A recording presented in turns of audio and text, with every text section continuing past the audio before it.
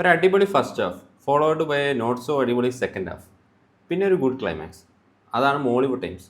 ഒരു different attempt ആയിട്ട് എനിക്ക് തോന്നി. ഇപ്പോൾ തുടക്കം മുതൽ ഒരു നമ്മൾ ഇതുവരെ കണ്ടു വന്നിട്ടുള്ളൊരു മൂവിയല്ല. അപ്പോൾ സിനിമയ്ക്കുള്ള സിനിമയ്ക്ക് തന്നെയാണ് സെക്കൻഡ് ഹാഫ് കാണിക്കുന്നതെങ്കിൽ പോലും നമ്മൾ ഇതുവരെ കണ്ടുള്ള ഒരു ട്രീറ്റ്മെൻ്റ് അല്ല ഈ പടത്തിനുള്ളത്. ഇപ്പോൾ ഈ മുകുന്ദനുണ്ണി അസോസിയേറ്റ്സിൻ്റെ ഡയറക്ടറാണ് ഈ പടത്തിന് ചെയ്തിട്ടുള്ളത്. അപ്പോൾ ആ ഒരു സിമിലർ നറേഷൻ പല കാര്യങ്ങളിലും നമുക്ക് ഫീൽ ചെയ്യാം.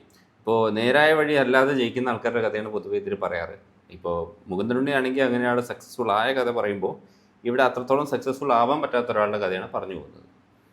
മൊത്തത്തിൽ ഒരു ലെങ്ത്ത് ഭയങ്കര കൂടുതലായി തോന്നിയ ഒരു മൂവിയാണ് മോളിവുഡ് ടൈംസ്. അതായത് ഇപ്പോൾ സെക്കൻഡ് ഹാഫ് സ്പെസിഫിക്കലി കുറച്ചധികം ലാഗ് ഫീൽ ചെയ്തു. ഇപ്പോൾ പല സീൻസും നമുക്ക് ട്രിം ഡൗൺ ചെയ്യാൻ പറ്റുമായിരുന്നു എന്ന് എനിക്ക് തോന്നുന്നു. കാരണം കഥയോട് അത്രത്തോളം ഇമ്പാക്റ്റ്ഫുൾ ആയിട്ടുള്ള അല്ലെങ്കിൽ ഇമ്പോർട്ടൻ്റ് അല്ലാത്ത സീൻസാണ് വന്നു പോയിട്ടുള്ളത്.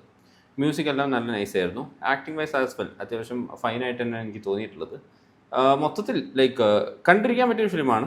അഗൈൻ സെക്കൻഡ് ഹാഫിൽ ലെങ്ത്ത് കുറച്ചിരുന്നെങ്കിൽ കുറച്ചുകൂടി ബെറ്റർ പ്രൊഡക്റ്റ് ആയേനെ.